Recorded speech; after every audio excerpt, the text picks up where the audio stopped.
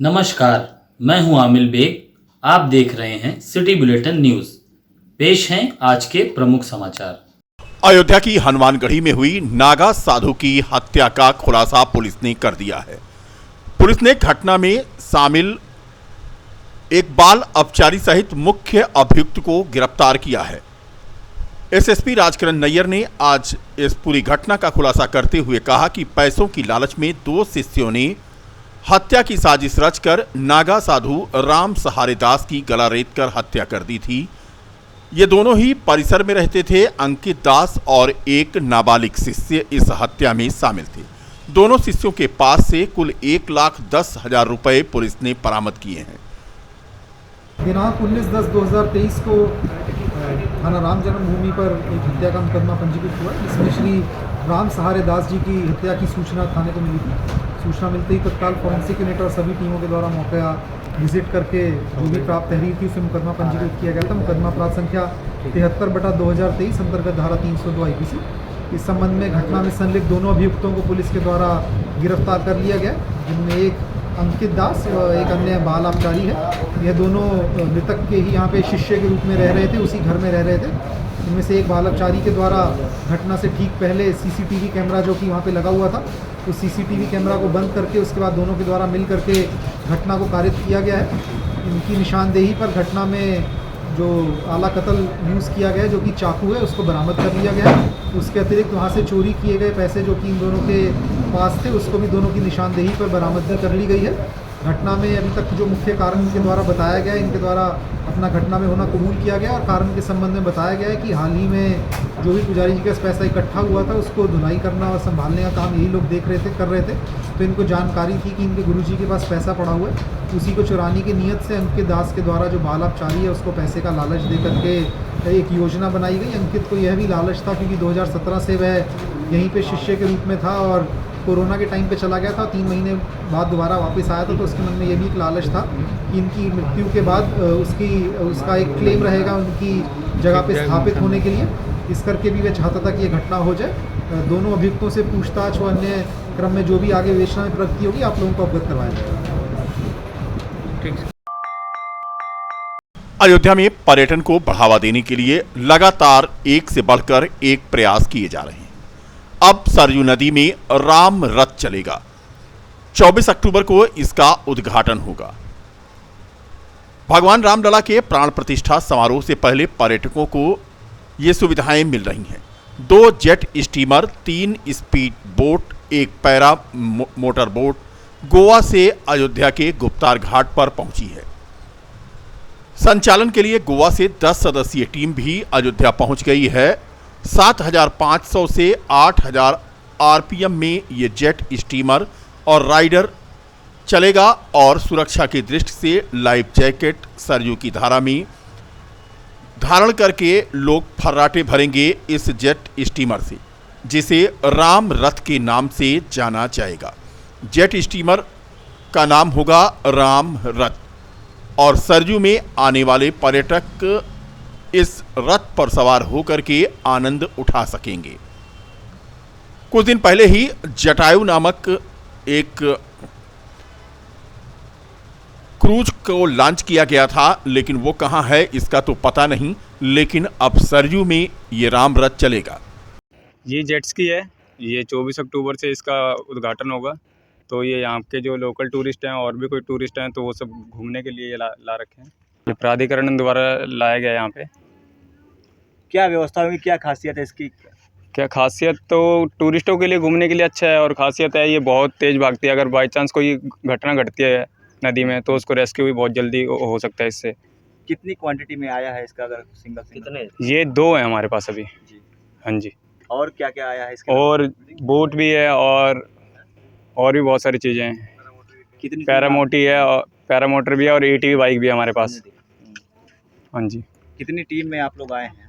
हम यहाँ पर अभी 10 लोग हैं। कहाँ से आए आप लोग? हमारे रखे हैं गोवा से। अच्छा। हाँ जी। और इसका शुभारंभ कब होगा इसका? 24 अक्टूबर से होगा। तो अभी ट्रायल कर रहे थे आप? अभी ट्रायल चल रहा है अभी इसका। अच्छा। नई चीज़ है तो उसको थोड़ा रमा करने में टाइम लग जाता है। कितनी रफ्तार में भागती है? ये इसमें रफ्तार नहीं होती, इसका RPM होता है। 7,500 से 8,000 RPM जाता है। अच्छा। और इसके अगर मान लीजिए इसमें आप चला रहे हो अचानक कोई बात हो जाती है तो इसको बचाव किस तरह किया जाए? नहीं, इसमें लाइफ जैकेट भी देंगे, सेफ्टी भी है हमारे पास, सब कुछ है। जो गाइड चलाएगा वो स्विमर है, लाइसेंस है उसके पास, सब कुछ है।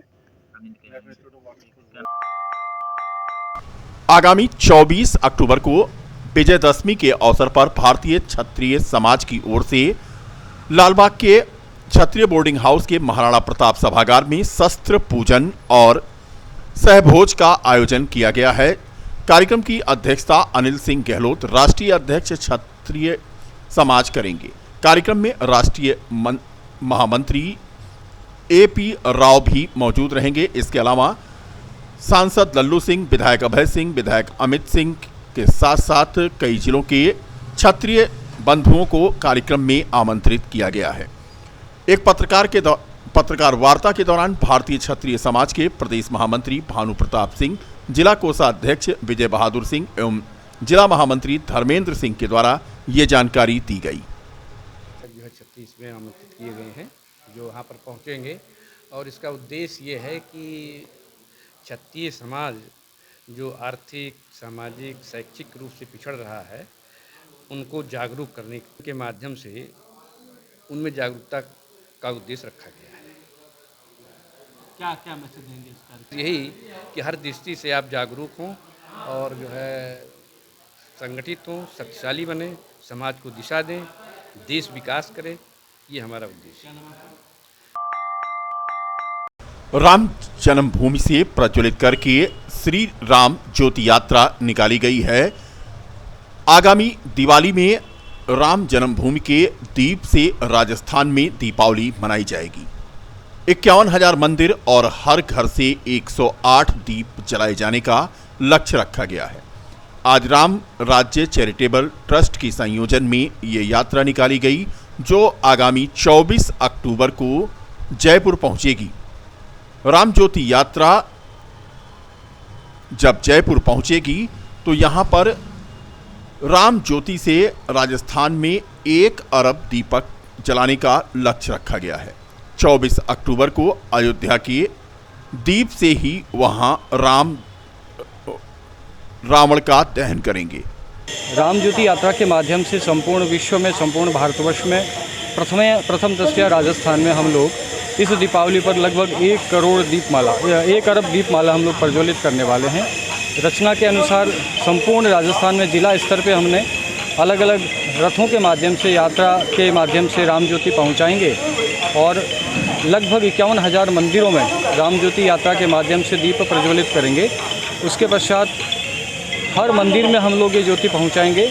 मंदिर के बाद में हर घर में ये ज्योति कैसे जाए इसकी पूरी रचना है और हम संपूर्ण राजस्थान में इस ज्योति को इस दीपावली पर दीप प्रज्वलित करने की योजना में है।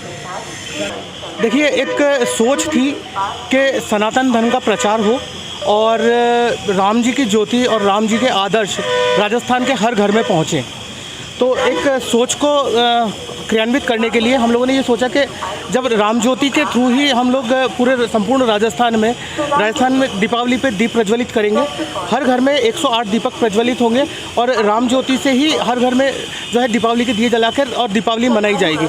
इसके लिए व्यूह रचना ये की गई है कि हम लोग यहाँ से राम ज्योति ले जाएंगे, वहाँ से राजस्थान के 51,000 मंदिरों में, भाई साहब इधर आइए पास, भाई साहब, राजस्थान के 51,000 मंदिरों में हम लोग ये राम ज्योति पहुंचाएंगे और वहां से प्रत्येक घर में 108 दीपक जलाए जाएंगे। तो इस तरह से लगभग 1 अरब दीपक राजस्थान में इस दीपावली पर प्रज्वलित होने की उम्मीद है। और कल जयपुर में 24 तारीख को दशहरे के दिन जयपुर में इसी राम ज्योति से रावण दहन किया जाएगा। ये कब तक पहुँचेगा? देखिए, ये रथ 23 तारीख को जयपुर में पहुंचेगा। 23 तारीख को जयपुर में पहुंच के 24 तारीख को रावण दहन इसी राम ज्योति से होगा और उसके बाद में दीपावली तक ये संपूर्ण राजस्थान में पहुंच जाएंगे अलग अलग वाहनों से। देखिए, रथ की खासियत ये है कि लगभग 2.5 फुट का इसमें दीपक बनाया गया है और इसको वहाँ पर 10 रथों के माध्यम से, यहाँ से एक रथ जयपुर जाएगा और उसके बाद में 10 रथों के माध्यम से संपूर्ण राजस्थान में यह ज्योति पहुँचेगी। ये राम राज्य चैरिटेबल ट्रस्ट है जिसके जगदीश जी भाई साहब मुख्य संयोजक हैं। तो आप अधिक जानकारी आप जगदीश जी भाई साहब से लें तो ज़्यादा बेहतर। मेरा नाम गणेश नगर मकबरा पर स्थित शीतला माता मंदिर में आज भक्त महिलाओं के द्वारा कीर्तन किया गया।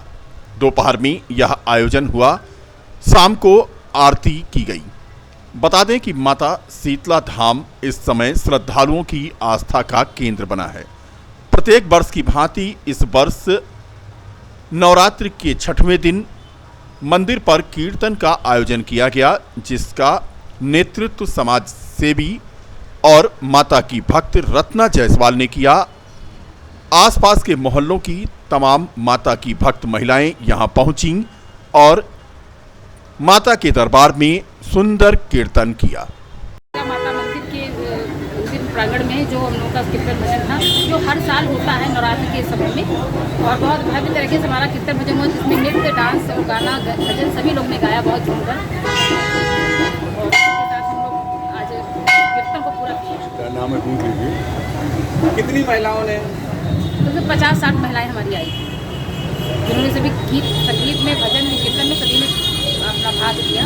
और हालात पर तरस खाकर जिस महिला को सहारा दिया, उसी ने अस्थि रोग विशेषज्ञ डॉक्टर जी.के. पांडे के घर लगभग 25 लाख की चोरी एक एक करके कर डाली।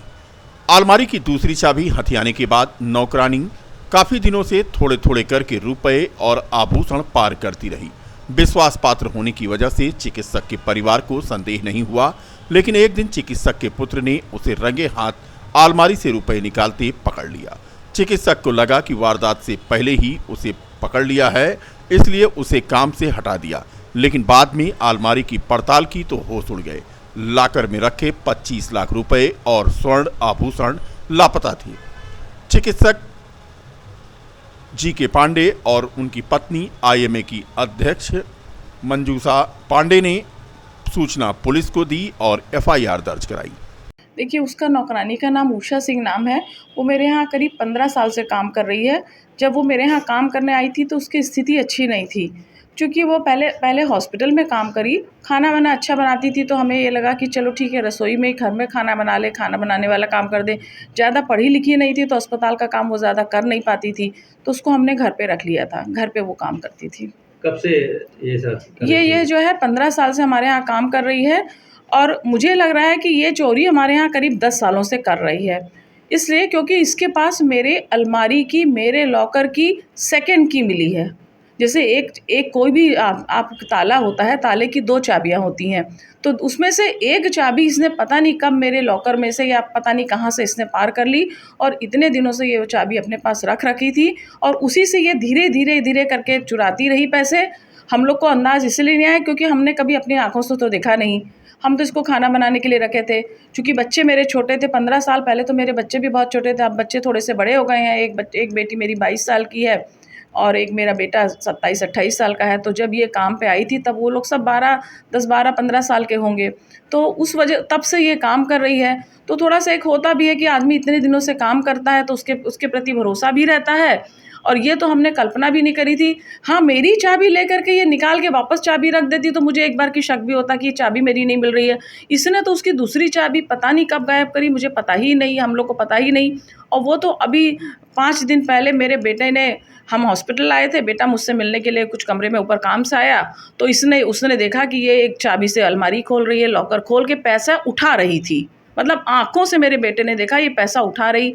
वो बेचारा तो हतप्रभत रहेगा जिसने 10 सालों से 12 सालों से इसको एक अपने उस तरह से देखा। तो अपने पापा को बुलाया, मेरे हस्बैंड डॉक्टर जी.के. पांडे, उनको बुलाया, वो भी समझ नहीं पाए कि ये क्या हुआ। तो उन्होंने ये सोचा कि वो शायद मेरी चाबी चुराई। तो बेटे ने कहा, नहीं पापा, ये मम्मी वाली चाबी नहीं, मम्मी जिसको यूज़ करती है ये एक दूसरी इसकी सेकंड की है।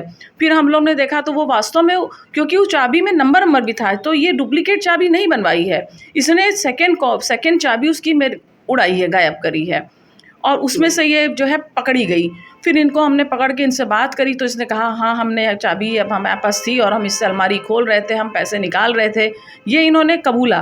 और लेकिन हमने तो दीदी इसके पहले कभी, हमने कहा कि जब तुम्हारे पास चाबी थी तो हम ये कैसे मान लेगी तुमने, हमको तो पहले ही से शक था कि हमारे पैसे गायब हो रहे हैं। अब हम ये मान के चल रहे हैं कि ये पिछले 10 सालों से चुरा रही है, तो मुझे तो लग रहा है कि 25 लाख से कम इसने कैश नहीं चुराया होगा। गायब में मेरे यहाँ से कुछ गोल्ड की ज्वेलरी भी गायब हुई है और कुछ गोल्ड का ठोस सामान भी गायब हुआ है। देखिए, हमारी 25 साल की प्रैक्टिस है। अपने बच्चों के लिए हर आदमी सोचता है कि बच्चों की शादी के लिए हम कुछ जुड़ाएं। यहाँ का तो मैं कन्फर्म हूँ। शिकायत कहाँ का किया आपने? जी, शिकायत के लिए हमने यहाँ पर, ये हमारा पुलिस प्रशासन का बहुत इसमें मुझे योगदान मिल भी रहा है। वो तुरंत आए, सीओ साहब आए और कोतवाल साहब आए, साथ में चौकी इंचार्ज आए और हमारे जो आईजी सर हैं और एसएसपी सर हैं, सबका सहयोग है। मेरी उनसे बस यही प्रार्थना है कि देखिए, हम लोग जो भी हम लोगों की कमाई है, हम लोग मेहनत की कमाई है, 25 सालों की कमाई है, और कोई ऐसे चुरा के ले जाए, इससे क्या होता है कि हमारे को जो फाइनेंशियल नुकसान तो हुआ है, सोचिए हम कितने मानसिक रूप से प्रताड़ित हुए हैं। राज्य मंत्री एवं राष्ट्रीय परशुराम परिषद के संचालक एवं अध्यक्ष पंडित सुनील भाराल के जन्मदिन के अवसर पर अयोध्या के विद्या आश्रम में राष्ट्रीय परशुराम परिषद के जिलाध्यक्ष आदित्य शुक्ला द्वारा बुजुर्गों को जलपान कराया गया। अयोध्या से वृद्धों ने राज्य मंत्री को आशीर्वाद दिया तथा उनकी लंबी उम्र की कामना की। कार्यक्रम के दौरान सारस्वत दास हनुमानगढ़ी अयोध्या के साथ साथ जिला मंत्री राष्ट्रीय परशुराम परिषद यश पाठक बाबा, रितेश पांडे, सुगंध शुक्ला, प्रेम वर्मा, अमरीश पंडित आदि मौजूद थे।